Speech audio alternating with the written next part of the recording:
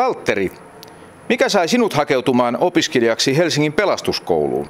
No pelastusala on aina kiinnostanut ja sitten halusin sellaisen työhön, missä voi auttaa muita ihmisiä.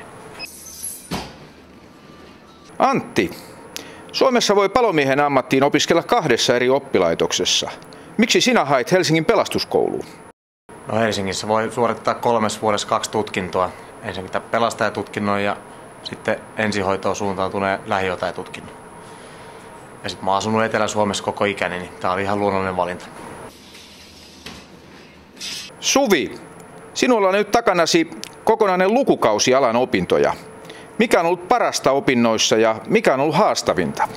Parasta on ollut työelämälähtöisyys ja osaavat kouluttajat. Haastavinta ehkä opetuksen laaja-alaisuus. Palomies tekee paljon muutakin kuin sammuttaa tulipaloja. Benjamin, mitä haluaisit sanoa kaikille niille, jotka nyt harkitsevat pyrkimistä Helsingin Pelastuskouluun seuraavalle pelastajakurssille?